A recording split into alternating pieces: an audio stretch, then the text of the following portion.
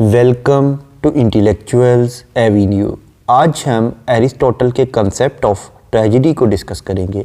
Tragedy का मतलब है अलमिया, यानी एक ऐसा प्ले ऑफ राइटिंग जिसमें कोई अलमनाक किस्म का वाक़यात, कोई सैड या दुखी किस्म का वाक़या बयान किया जाए। एरिस्टोटल के मुताबिक ट्रेजेडी भी पोइट्री ही की एक किस्म है जो कि हाईएस्ट फॉर्म ऑफ पोइट्री है। एरिस्टोटल के ज़माने में पोइट्री से मुराद लिटरेचर ही लिया जाता था, इसलिए जब भी पोइट्री का वर्ड यूज़ होगा तो इससे मुराद लिटरेचर होगा। एंशिएंट ग्रीस में ट्रेजेडी का वर्ड दो वर्ड से डिराइव था। फर्स्ट वर्ड है ट्रेगोस, जिसका मतलब है गोट यानी बकरी, और दूसरा वर्ड है ओइडी, जिसका मतलब है सॉन्ग यानी गीत।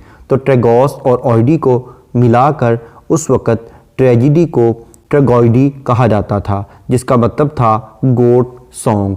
इस वर्ड को फेस्टिवल ऑफ डायनोसिस से मंसूब किया जाता था, क्योंकि इस फेस्टिवल पर तमाम ट्रेजिक प्लेज को परफॉर्म किया जाता था, और गोट का वर्ड इसके साथ इसलिए मंसूब था जिसकी डिफरेंट रीज़न्स हैं। फर्स्ट रीज़न तो ये थी कि उस वक़्त के कैरेक्टर्स गोट यानी बकरी की स्किन पहनकर परफॉर्म किया करते थे, और दूसरी रीज़न ये बताई जाती है कि जीतने वालों को बकरी यानी गोट बतौर इनाम दी जाती थी।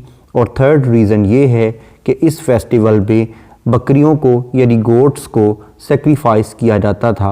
ये 4 डेज़ पर कंसिस्टेड एक फेस्टिवल हुआ करता था। अब हम आते हैं ट्रेजेडी की डेफिनेशन की जानिब। Tragedy is an imitation of an action that is serious, complete end of a certain magnitude. यानी ट्रेजेडी किसी अमल की नकल है, ऐसा अमल जो कि बहुत संजीदा हो, मुकम्मल हो और एक बाकायदा हुजम रखता हो।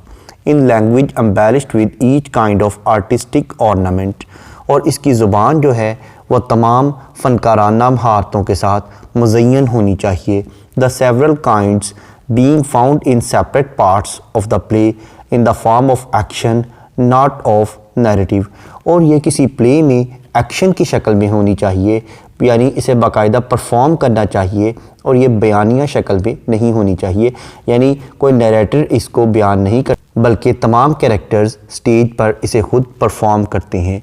With incidents arousing pity and fear wherewith its accomplish its catharsis of such emotions.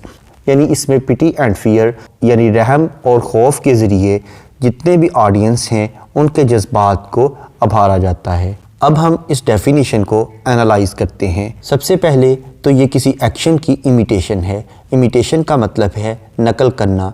Previous lecture में हम इमिटेशन के कॉन्सेप्ट पर डिटेल्ड डिस्कशन कर चुके हैं। इस लेक्चर का लिंक नीचे डिस्क्रिप्शन बॉक्स में मौजूद है। उसके बाद वो कहता है कि ये कंप्लीट होनी चाहिए। इसका मतलब है कि इसकी एक अपनी बाकायदा बिगनिंग, मिडल और एंड होना चाहिए, और ये तीनों चीज़ें आपस में लॉजिकली कनेक्टेड होनी चाहिए। यानी इसकी लेंथ ना तो इतनी लंबी होनी चाहिए कि इसके एंड तक पहुंचने से पहले पहले इंसान इसकी बिगनिंग को ही भूल जाए, और ना ही इतनी छोटी होनी चाहिए कि रीडर या ऑडियंस इसको प्रॉपरली एंजॉय ही ना कर सके। उसके बाद जो कहा गया है कि इसकी लैंग्वेज तमाम आर्टिस्टिक ऑर्नामेंट के साथ एम्बेलिश होनी चाहिए। इसका मतलब है कि ट्रेजेडी में रिदम और म्यूज़िक या सॉन्ग्स वगैरह होने चाहिए। इसके बाद कहा गया है कि ये एक्शन की शक्ल में होनी चाहिए, यानी नैरेटिव नहीं होनी चाहिए। इसमें एरिस्टोटल ने ट्रेजेडी को एपिक पोइट्री से डिफ्रेंशिएट करने की कोशिश की है, क्योंकि एपिक पोइट्री में वाक़यात को सिर्फ बयान किया जाता है, उन्हें एक्शन की शक्ल में परफॉर्म नहीं किया जाता। उसके बाद कहा गया है with incidents arousing pity and fear wherewith to accomplish its catharsis of such emotions. इसका मतलब है कि जब ट्रेजिक हीरो के साथ ट्रेजेडी होती है तो इससे ऑडियंस को पिटी एंड फियर हासिल होता है, यानी उनके अंदर खौफ और रहम के जज्बात आते हैं, जिनसे उनको इमोशनल रिलीफ मिलता है। यहाँ कैथारसिस का मतलब है परगेशन, यानी ऑडियंस जो हैं वो इमोशनल रिलीफ महसूस करते हैं। ट्रेजेडी 4 किस्म की है, यानी सिंपल, कॉम्प्लेक्स, उसके बाद बेस्ड ऑन सफरिंग और बेस्ड ऑन कैरेक्टर। इन चारों अक़साम को हम इसके प्लॉट के पर्सपेक्टिव में डिस्कस करेंगे। अब हम आते हैं ट्रेजेडी के 6 कॉन्स्टिट्यूएंट्स या फॉर्मेटिव एलिमेंट्स की जानिब। सबसे पहला है प्लॉट, दूसरे नंबर पर है कैरेक्टर, थर्ड है थॉट, फोर्थ है डिक्शन एंड स्टाइल, फिफ्थ है सॉन्ग और मेलोडी, और सिक्स्थ यानी लास्ट है स्पेक्टिकल और स्टेज इफ़ेक्ट। प्लॉट, कैरेक्टर और थॉट ये इमिटेशन के ऑब्जेक्ट्स ऑफ इमिटेशन का मतलब है कि जिन चीज़ों के थ्रू ट्रेजेडी परफॉर्म की जाती है।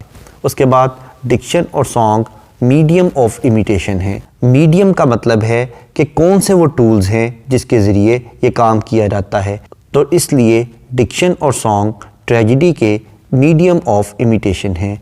उसके बाद स्पेक्टिकल और जो सॉन्ग्स हैं वो मैनर ऑफ इमिटेशन है। यानी मैनर ऑफ इमिटेशन का मतलब है कि किस तरीके से इमिटेशन की जाती है, इसमें स्पेक्टिकल और सॉन्ग आते हैं। अब हम इन तमाम एलिमेंट्स को वन बाय वन डिस्कस करते हैं। सबसे पहले है प्लॉट।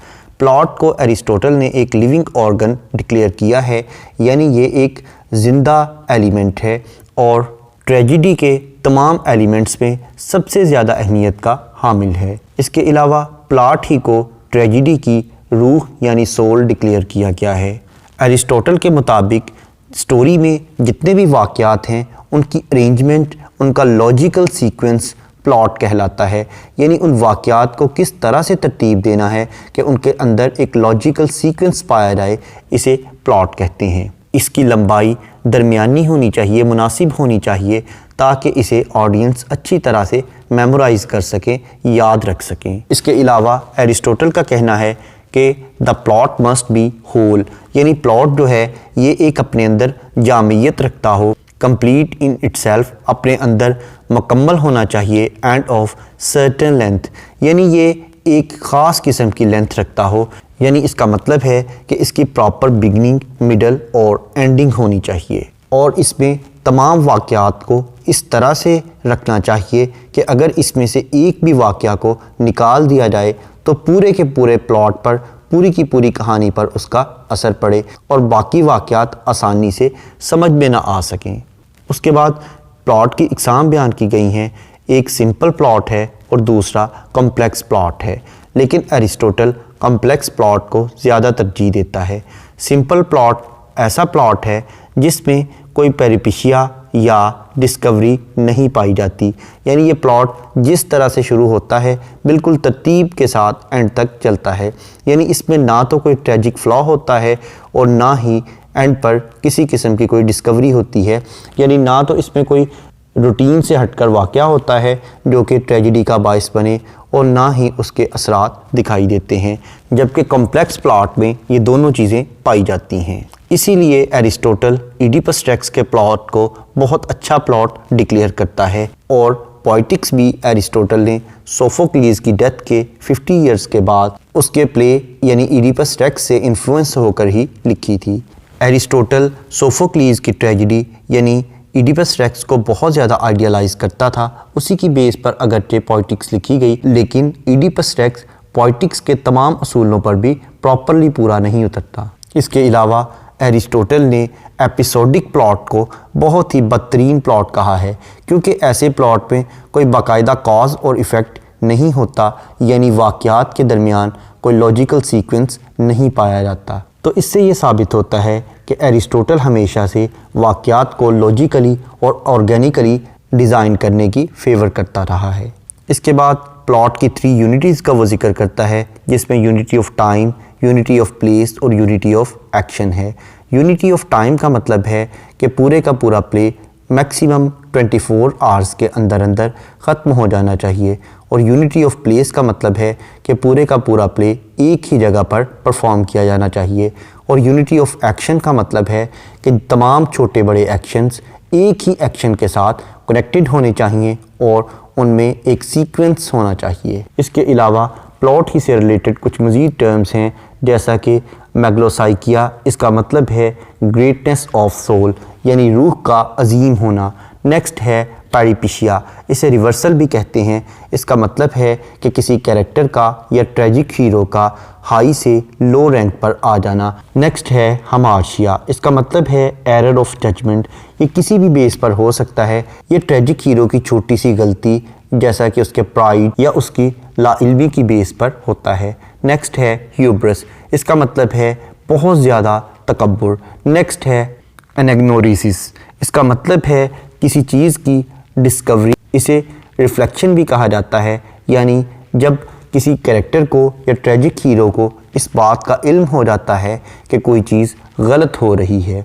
एनाग्नोरिसिस की 6 इकसाम हैं, यानी सबसे पहले तो ये साइंस के थ्रू आता है, यानी कैरेक्टर को कुछ ऐसी अलामतें या निशानियाँ मिलती हैं जिससे उसे अंदाज़ा होता है कि कुछ गलत हुआ है। या दूसरे नंबर पर पोइट या राइटर अज खुद उस गलती को मेंशन कर देता है।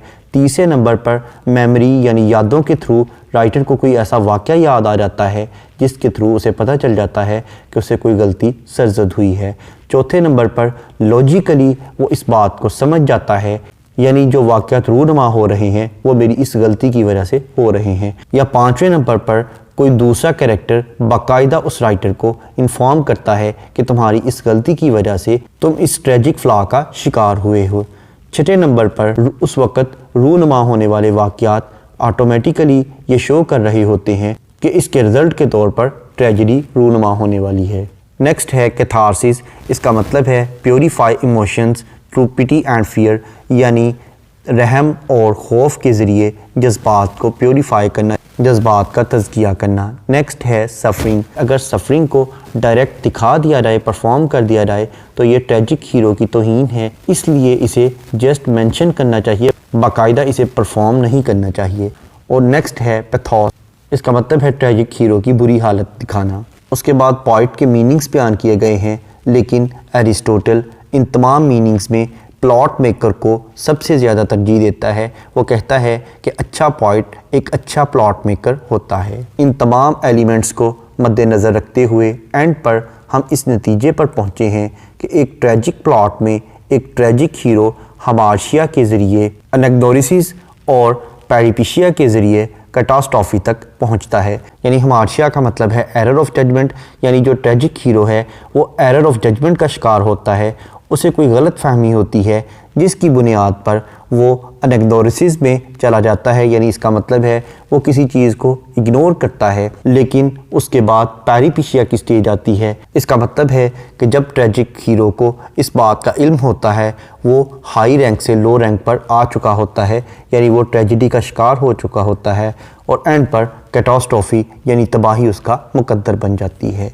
उसके बाद एरिस्टोटल प्लॉट और स्टोरी को डिफ्रेंशिएट करते हुए कहता है कि स्टोरी में वाक़यात सीक्वेंस के साथ अरेंज नहीं किए जाते, जबकि प्लॉट में तमाम वाक़यात को लॉजिकली और सीक्वेंस के साथ अरेंज किया जाता है। इसके अलावा स्टोरी में कॉज एंड इफ़ेक्ट नहीं पाया जाता, जबकि प्लॉट में बाकायदा कॉज एंड इफ़ेक्ट होता है और तमाम वाक़यात लॉजिकली कनेक्टेड होते हैं, यानी इनमें एक ऑर्गेनिक यूनिटी पाई जाती है। इसके अलावा एक अच्छे प्लॉट में लॉ ऑफ प्रोबेबिलिटी और नेसेसिटी भी पाया जाता है। इसके बाद प्लॉट के 2 एलिमेंट्स हैं। पहला है कॉम्प्लिकेशन, ये ट्रेजिक हीरो की पेरिपेटी से पहले का वाक़या है, यानी जब तक वो कैटास्ट्रॉफी का किसी तबाही का शिकार नहीं हुआ। और उसके बाद दूसरा एलिमेंट है डिनोमेंट, ये कैरेक्टर का हमार्शिया के बाद का मंजर है, यानी वो हमार्टिया या हमार्शिया उस पर किस तरह से असरअंदाज होता है, उसके बाद उसका जो रिस्पॉन्स और रिएक्शन है इस पोर्शन में उसे बयान किया जाता है। प्लॉट को डिस्कस करने के बाद हम आते हैं कैरेक्टर की जानिब। एरिस्टोटल का कहना है कैरेक्टर के अंदर गुडनेस यानी अच्छाई, ट्रूथ सच्चाई, अप्रोप्रिएटनेस यानी मुनासबत होनी चाहिए और ये ट्रू टू नेचर और ट्रू टू लाइफ होना चाहिए, यानी ज़िंदगी और फितरत के बारे में इसकी अप्रोच हकीकत पर मबनी होनी चाहिए और इसे अपने बिहेवियर में कंसिस्टेंट यानी मुस्तकिल मिजाज होना चाहिए। और प्लॉट ही की मानिंद कैरेक्टर को भी लॉ ऑफ प्रोबेबिलिटी और लॉ ऑफ नेसेसिटी के अंडर होना चाहिए। ट्रेजिक हीरो भी इन्हीं कैरेक्टर्स में से एक कैरेक्टर होता है जो कि बेसिकली एक नोबल यानी अच्छा आदमी होता है। ना तो वो बहुत ज़्यादा अच्छा होता है और ना ही बहुत ज़्यादा बुरा होता है, बल्कि वो एक एवरेज कैरेक्टर होता है जो कि अमूमन हायर दैन नॉर्मल होता है, यानी एक आम कैरेक्टर की निस्बत कुछ थोड़ा सा बेहतर होता है। उसकी अच्छाई की वजह से ट्रेजेडी देखने वाले या पढ़ने वाले ऑडियंस पर एक अच्छा ट्रेजिक इफ़ेक्ट पड़ता है और इसके नतीजे में पिटी एंड फियर के जज्बात पैदा होते हैं। पिटी इसलिए पैदा होती है यानी रहम के जज्बात इसलिए पैदा होते हैं कि वो एक अच्छा कैरेक्टर होता है, जबकि फियर यानी खौफ के जज्बात इसलिए पैदा होते हैं कि अगर अच्छे कैरेक्टर के साथ इतना बुरा हो सकता है तो हमारे साथ इससे ज़्यादा बुरा हो सकता है। हम उससे इन्फीरियर लोग हैं तो हमें इसकी सज़ा भी बड़ी मिलेगी। तो इस तरह से पिटी और फियर के जज्बात भी ऑडियंस के अंदर पैदा होने चाहिए। नेक्स्ट है डिक्शन। डिक्शन का मतलब है स्टाइल यानी वे ऑफ राइटिंग, यानी अल्फाज के ज़रिए राइटर किस तरह से अपने मैसेज को कन्वे करता है, वो किन अल्फाज और किन फ़िक्रात का चुनाव करता है, इसे डिक्शन कहते हैं। क्योंकि ट्रेजेडी में डिक्शन ही मीडियम ऑफ इमिटेशन है, इसलिए डिक्शन या स्टाइल में लैंग्वेज को बहुत ज़्यादा फिगरेटिव होना चाहिए, यानी इसमें मेटाफर्स और दीगर लिटरेरी डिवाइसेस का बहुत ज़्यादा इस्तेमाल करना चाहिए। लेकिन प्रोज़ की लैंग्वेज डेली यूज़ की लैंग्वेज होनी चाहिए। नेक्स्ट है थॉट। इसका मतलब है एक ऐसी सोच जिसकी बुनियाद पर ट्रेजेडी की फाउंडेशन को कायम किया जाता है। राइटर अपनी थॉट अपने कैरेक्टर्स के ज़रिए हमारे सामने रखता है, इसलिए थॉट और सिचुएशन के दरमियान एक बाकायदा रिलेशनशिप का होना बहुत ज़रूरी है। नेक्स्ट है सॉन्ग या मेलोडी। सॉन्ग हमेशा ट्रेजेडी में कोरस के ज़रिए हमारे सामने प्रेजेंट किया जाता है। कोरस का मतलब है म्यूजिशियंस का एक ग्रुप जो कि उस सिचुएशन को हमारे सामने रखता है जो कि राइटर खुद या अपने कैरेक्टर्स के ज़रिए हमारे सामने बयान नहीं कर सकते। इसमें माजी के जितने भी वाक़यात हैं उनको एनालाइज किया जाता है और फ्यूचर में जो कुछ होने वाला है उसकी पेशीन गोई भी की जाती है। इसके अलावा ये उन वाक़यात का भी इशारा देता है जिनको स्टेज पर परफॉर्म नहीं किया जा सकता। लास्ट एलिमेंट है स्पेक्टिकल। इसका मतलब है स्टेज की इस तरह से सेटिंग की जाए कि ये ऑडियंस को इमोशनली अपने साथ अटैच कर सके और ट्रेजेडी के तमाम वाक़यात को एक इमोशनल सिग्निफिकेंस भी दे सके। ट्रेजेडी के एलिमेंट्स को बयान करने के बाद एरिस्टोटल ट्रेजेडी को हिस्ट्री से ज़्यादा सुपीरियर डिक्लेयर करता है। उसका कहना है कि हिस्ट्री में ये बयान किया जाता है कि व्हाट हैज़ हैपेंड, यानी जो कुछ हो चुका है, लेकिन ट्रेजेडी में ये बयान किया जाता है व्हाट मे हैपन, कि क्या हो सकता है। इसलिए हिस्ट्री फैक्ट्स एंड फिगर्स को डील करती है जबकि ट्रेजेडी इमोशंस को डील करती है।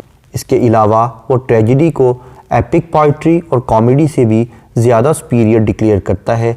उसकी वजह यह है कि ट्रेजेडी में कैथारसिस पाया जाता है और ये ज़्यादा आर्टिस्टिक होती है। अगरचे इन दोनों का सब्जेक्ट सीरियस है और इन दोनों के कैरेक्टर्स भी हाई रैंक के होते हैं, इनमें प्लॉट, कैरेक्टर, थॉट और डिक्शन भी पाया जाता है, लेकिन डिफरेंस ये है कि ट्रेजेडी में सॉन्ग और स्पेक्टिकल होता है जबकि एपिक पोइट्री में सॉन्ग और स्पेक्टिकल नहीं होते। अब हम आते हैं ट्रेजेडी और एपिक पोइम में डिफरेंस की जानिब। सबसे पहले तो ट्रेजेडी ड्रामेटिक फॉर्म में होती है जबकि एपिक नैरेटिव फॉर्म में होती है, यानी ट्रेजेडी को स्टेज पर परफॉर्म किया जाता है जबकि एपिक को एक राइटर या एक नरेटर खुद से नरेट करता है, बयानिया अंदाज में कहानी सुनाने के अंदाज में पेश करता है। सेकंड डिफरेंस ये है कि ट्रेजेडी एक इमिटेशन है जबकि एपिक में किसी किस्म की कोई इमिटेशन नहीं होती बल्कि एक ही एक्शन को खुद से बयान किया जाता है, जबकि ट्रेजेडी में किसी गुजरे हुए वाक़या को इमिटेट करके परफॉर्म किया जाता है। उसके बाद थर्ड डिफरेंस है कि ट्रेजेडी की लेंथ लिमिटेड होती है, यानी इसकी बाकायदा एक बिगनिंग, मिडल और एंड होता है, जबकि दूसरी जानिब एपिक पोइम बाकायदा कोई लेंथ नहीं रखती बल्कि बास एपिक्स तो कई वॉल्यूम्स पर भी कंसिस्टेड हैं। उसके बाद फोर्थ डिफरेंस ये है कि ट्रेजेडी में 3 यूनिटीज़ पाई जाती हैं, यानी इसके प्लॉट में unity of time, unity of place और यूनिटी ऑफ एक्शन पाई जाती है, जबकि एपिक में ये तीनों यूनिटीज़ मौजूद नहीं होती। उसके बाद ट्रेजेडी में माजी में होने वाले वाक़यात को कोरस के ज़रिए बयान किया जाता है, जबकि एपिक में किसी किस्म का कोई कोरल ओड नहीं शामिल किया जाता। नेक्स्ट डिफरेंस ये है कि ट्रेजेडी में किसी भी मीटर को फॉलो किया जा सकता है, मोस्टली आइम्बिक मीटर यूज़ किया जाता है, जबकि एपिक पोइट्री में हेरोइक या हेक्सामीटर यूज़ किया जाता है। नेक्स्ट डिफरेंस ये है कि ट्रेजेडी में सिर्फ उन चीज़ों का जिक्र किया जाता है जो कि प्रेजेंटेबल हों, यानी जिन्हें परफॉर्मेंस के दौरान स्टेज पर बाकायदा शो किया जा सकता है, यानी उनकी कोई फिज़िकल अपीयरेंस होती है जो कि ऑडियंस के सामने पेश किए जाने के काबिल होती हैं। जबकि दूसरी जानिब एपिक पोइट्री में कोई भी तसव्वुराती किस्म की चीज़ें बयान की जा सकती हैं, क्योंकि उसे स्टेज पर परफॉर्म नहीं करना होता, इसलिए उन चीज़ों का जिक्र करना भी पॉसिबल है जिनका कोई वजूद या फिज़िकल एग्जिस्टेंस नहीं होती। उसके बाद ट्रेजेडी में डबल एंडिंग हो सकती है, यानी हर कैरेक्टर का अपना एक अंजाम होता है, जबकि एपिक पोइट्री में सिंगल एंडिंग होती है, यानी एक ही हीरो है और उसी का अंजाम दिखाया जाता है। उसके अलावा ट्रेजेडी में मेलोडी और स्पेक्टिकल भी शामिल किया जाता है, जबकि एपिक पोइट्री में स्पेक्टिकल और मेलोडी नहीं पाए जाते। उसके बाद ट्रेजेडी में टाइम की लिमिटेशन होती है, यानी यूनिटी ऑफ टाइम है, ताकि एंड तक ऑडियंस इसमें इंटरेस्ट लेते रहें, जबकि एपिक में टाइम लिमिट को मलहूज़े खातर नहीं रखा जाता। उसके बाद ट्रेजेडी में प्लूरलिटी ऑफ एक्शन नहीं होती, यानी इसमें यूनिटी ऑफ एक्शन होती है, एक ही एक्शन है या तमाम एक्शन एक ही एक्शन के साथ लिंक्ड होते हैं, जबकि दूसरी जानिब एपिक पोइट्री में प्लूरलिटी ऑफ एक्शन देखने को मिलती है। इसके अलावा ट्रेजेडी को चूँकि लोग बाकायदा देखते हैं, इसलिए ये ऑडियंस पर एक बेटर इम्पैक्ट क्रिएट करती है, जबकि दूसरी जानिब एपिक पोइट्री का अपने रीडर पर इम्पैक्ट बहुत कम होता है। इसलिए हम इस नतीजे पर पहुंचते हैं कि एपिक पोइट्री में पाए जाने वाले तमाम एलिमेंट्स ट्रेजेडी में मौजूद होते हैं, जबकि ट्रेजेडी के तमाम एलिमेंट्स एपिक में नहीं पाए जाते। इसलिए ट्रेजेडी को एपिक पोइट्री से सुपीरियर या बेटर डिक्लेयर किया जा सकता है। एंड पर ट्रेजिक हीरो के बारे में एरिस्टोटल बयान करता है कि ट्रेजिक हीरो ना तो बहुत ज़्यादा अच्छा दिखाया जाए, ना ही बहुत ज़्यादा बुरा कैरेक्टर होना चाहिए। ये दरमियाना कैरेक्टर होना चाहिए, लेकिन ये एथिक वैल्यूज़ का फॉलोअर होना चाहिए, ताकि जैसे ही इसके साथ ट्रेजेडी हो, ऑडियंस इसके लिए पिटी और फियर के जज्बात कायम कर सकें। उसके बाद एंड पर हम कैथारसिस को डिस्कस करते हैं। एरिस्टोटल ने कैथारसिस का कॉन्सेप्ट दिया, लेकिन उसने सिर्फ एक मरतबा ही कैथारसिस का वर्ड इस्तेमाल किया, लेकिन बाद में आने वाले क्रिटिक्स और पॉइंट्स ने इसको बहुत ज़्यादा इस्तेमाल किया। अगरचे एरिस्टोटल ने तो इस लफ्ज़ को बाकायदा से एक्सप्लेन नहीं किया कि इसका क्या मतलब है, लेकिन इसके कॉन्टेक्स्ट में अगर हम देखें तो इस वर्ड के मीनिंग्स का अंदाज़ा लगाना पॉसिबल हो जाता है। कैथारसिस के बेसिकली 3 मीनिंग्स हैं। नंबर 1 है परगेशन, नंबर 2 प्योरीफिकेशन और नंबर 3 क्लैरिफिकेशन, यानी तज़किया नफ्स करना, पाकीज़गी करना या किसी चीज़ को बाकायदा क्लियर कर देना, वाज़े कर देना। और तमाम क्रिटिक्स ने इन तीनों में से ही किसी एक वर्ड को चुना है। तमाम क्रिटिक्स इस बात को तो मानते हैं कि ट्रेजेडी का बुनियादी मकसद पिटी और फियर के जज्बात को उभारना है, लेकिन इसका प्रोसेस क्या होगा, इसमें तमाम क्रिटिक्स के दरमियान इख्तिलाफ पाया जाता है। यानी इसका मतलब है कि जब एक ट्रेजिक हीरो पेरीपिटी के बाद, यानी एक ऐसी सिचुएशन के बाद जिसमें वो किसी बुलंद मुकाम से निचले मुकाम पर गिर जाता है, उसके बाद उसकी लाइफ में ट्रेजिडी आती है, तो इसके नतीजे में ऑडियंस के दिल में या रीडर के दिल में उसके लिए पिटी एंड फियर के जज्बात आते हैं। तो इस पिटी और फियर के एलिमेंट के ज़रिए ही तमाम ऑडियंस के जज्बात को रिलीफ मुहैया किया जाता है। इसी को कैथारसिस कहते हैं। अब हम आते हैं इसके डिफरेंट एस्पेक्ट्स की जानिब।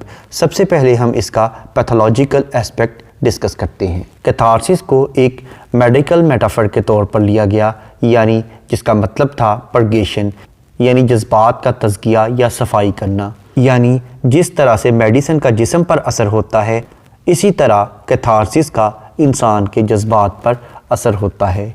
एरिस्टोटल ने मजहबी किस्म के जुनून को बयान करने के लिए भी इसकी एग्ज़ाम्पल दी है।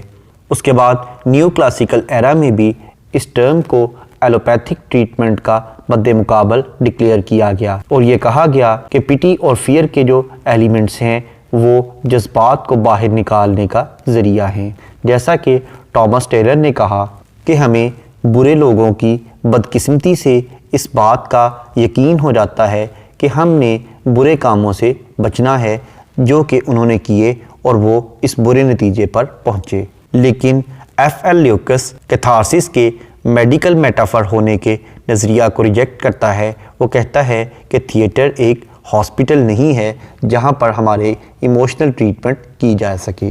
नेक्स्ट है इसका साइकोलॉजिकल एस्पेक्ट। आइए रिचर्ड्स के मुताबिक कैथारसिस एक साइकोलॉजिकल प्रोसेस भी है।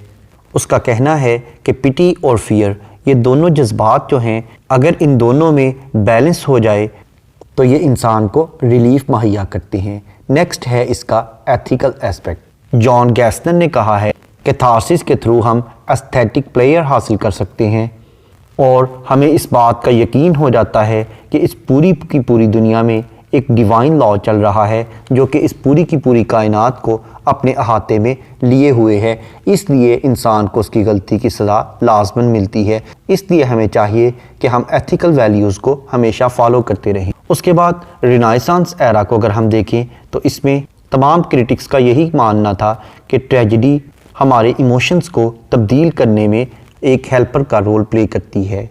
उसके बाद हम कैथारसिस की प्योरीफिकेशन थियोरी को देखते हैं जिसका एक डिफेक्ट ये है कि ये थियोरी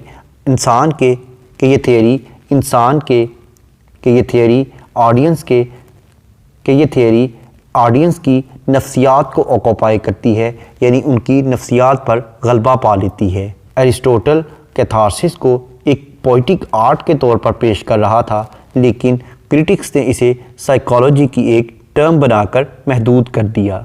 इन थियरीज़ को रिजेक्ट करने के बाद क्लैरिफिकेशन थियरी हमारे सामने आती है जिसमें यह कहा गया है कि जितने भी ट्रेजिक इंसिडेंट हैं वो काबिल रहम और फियरफुल हैं। यानी एरिस्टोटल ने तो ये कहा था कि ट्रेजिडी पिटी और फियर को पैदा करती है, यानी वो पिटी और फियर को ट्रेजिडी के रिज़ल्ट के तौर पर पेश करता है, जबकि क्रिटिक्स ने ट्रेजिडी को मुकम्मल तौर पर पिटीएबल और फियरफुल बना दिया, यानी इसे पिटी और फियर में मुकम्मल तौर पर मुक़य्यद कर दिया, उसी में कन्फाइंड कर दिया। इसके नतीजे में आर्ट का बुनियादी मकसद जो कि प्लेयर देना था वो ख़त्म हो गया।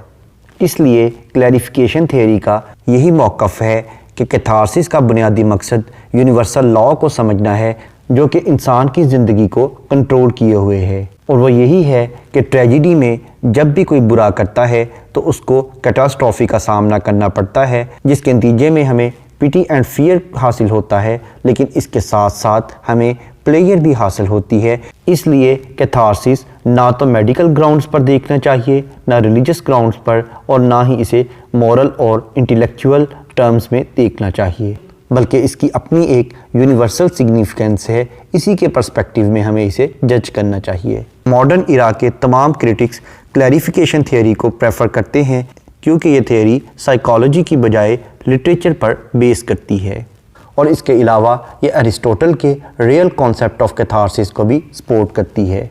इसके अलावा ये अरिस्टोटल की थियरी ऑफ इमिटेशन और इसके अलावा law of probability and necessity को भी सपोर्ट करती है। इसके अलावा ये मौजूदा तमाम एस्थेटिक थियरीज़ के साथ भी हम आहंग है। इसलिए हम ये कह सकते हैं कि अरिस्टोटल का कैथारसिस का जो कॉन्सेप्ट है वो इंटेलेक्चुअल है, डायरेक्टिक है, यानी ये लिटरेरी बैकग्राउंड रखता है और इंसान की जहानत पर बेस करता है, जबकि बाद के क्रिटिक्स ने इसे मॉरल, रिलीजियस और एथिकल पर्सपेक्टिव में देखना शुरू कर दिया, जबकि इसका बुनियादी मकसद यूनिवर्सल लॉज को फोकस करना था। यानी गॉड की ताकत एक ऐसी ताकत है जो कि पूरी की पूरी यूनिवर्स को अपने अहाते में लिए हुए है। यहाँ पर ये लेक्चर ख़त्म हुआ। एरिस्टोटल की पॉलिटिक्स पर कंसिस्टेड दीगर लेक्चर्स को डिटेल में समझने के लिए इसी चैनल यानी इंटेलेक्चुअल्स एवेन्यू पर पॉलिटिक्स की प्लेलिस्ट को विज़िट करें, जिसका लिंक नीचे डिस्क्रिप्शन बॉक्स में मौजूद है। Thank you for attending this lecture.